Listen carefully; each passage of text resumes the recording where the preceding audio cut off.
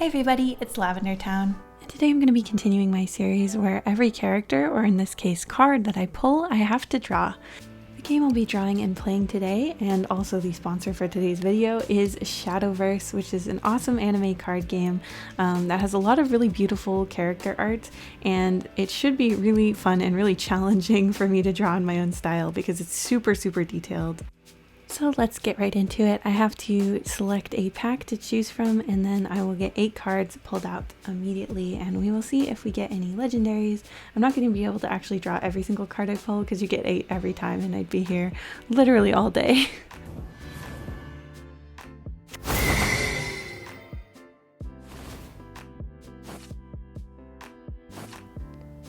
So this is the first legendary card that I pulled. Ginsetsu, Terror Banquet. Now, Ginsetsu is one of the recurring characters in Shadowverse, and I'm really lucky because not all of the legendary cards even have characters on them, so this is a good one to start with. So she has fox ears and multiple fox tails, which of course makes me think about Japanese mythology and like Amaterasu, and it makes sense because this game, while you can play it with full English voice acting, it also has full Japanese voice acting as well. I play it with the Japanese voice acting on, and I think that it's pretty great, like high quality voice acting if that matters to you guys. So her overall color scheme is very clearly, at least in this card, it's very clearly like red and white, and then there's this like lilac-y color in her hair, and the back of the card is very dark purple. Now when you're doing a really cartoony art style, you usually don't want to be as painterly as the backgrounds in these cards, so I'm going to have to try to like break down the shapes into simpler ones and make sure that the background isn't outshining the character, since I'm going to be turning it to my super chunky, super cartoony art style.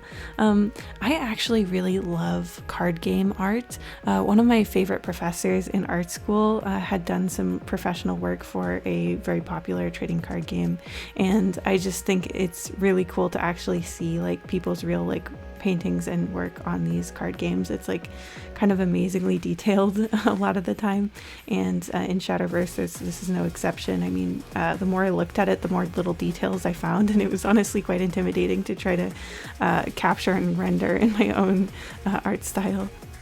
I applied a mask underneath the illustration that's in the shape of the interior of the card so that I could kind of easily swap in my own art and like show like an alternate version of the card in my style. And I really wanted to try to maintain like the overall pose and energy and everything. In the past, sometimes I've drawn characters like completely in a different pose, but I really wanted it to like match the card perfectly.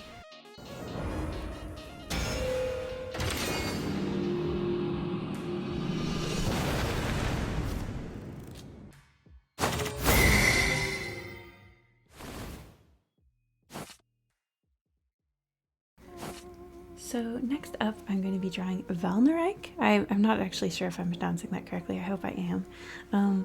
And if you're getting mega vampire vibes, that makes sense because she's a follower of the Bloodcraft class in Shadowverse, and is basically a vampire. And this card is really powerfully like pretty much monochromatic. She's very pale and has a very dark clothes, so the red in the background is really like screaming forward, and there's all these like amazing little wings in the background that are sort of like folded over each other. It's quite a strong like silhouette. Even though the card is relatively dark and her clothes are quite dark, it makes her sort of like glow out from it with her light hair especially. So I definitely wanted to keep this pose. I love the way that her hand is forming into like kind of this like exaggerated claw, so I wanted to exaggerate that even more.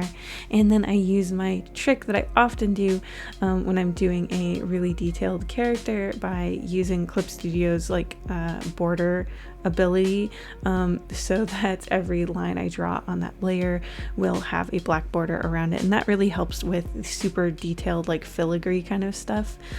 Now I thought she was just in a crop top. I realized as I looked closer she actually has like a satiny bodysuit, and you can just see like little peaks of her hips between the bodysuit and her low-rise pants, which is quite a look. It kind of reminds me of the early 2000s actually. She's like definitely styling.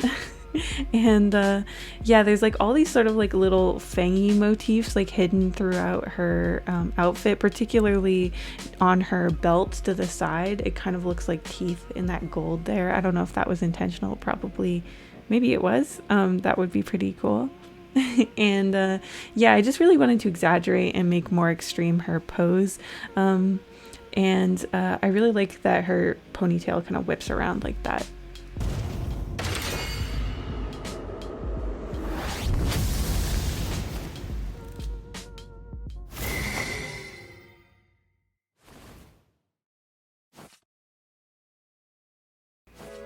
Now, I was really excited when I got this card. This is Forte, and she just looks so insanely cute.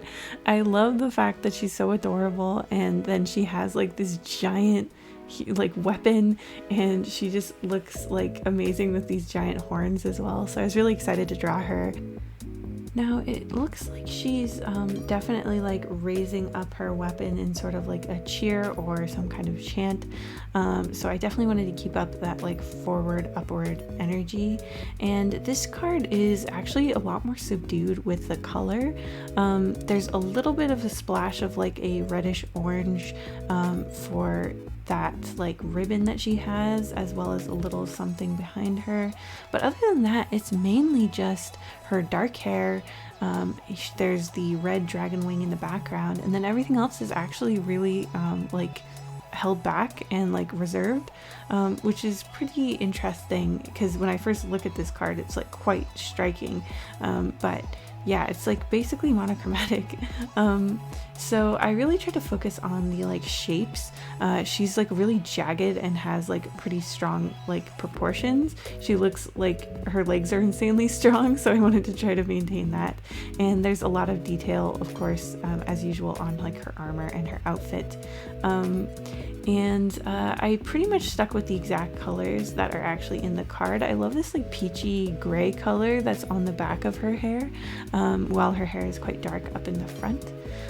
And this crazy sword thing that she's holding is just like really interesting. It almost leans into like a sci-fi kind of vibe, on top of all this like really strong fantasy stuff. And I just exaggerated that like starburst or like sunlight burst that's over the like edge of her blade, and sort of like raining down over her head and everything. I made that like even more exaggerated, so it's like these crazy beams of light. It looks like she's like a saint or something.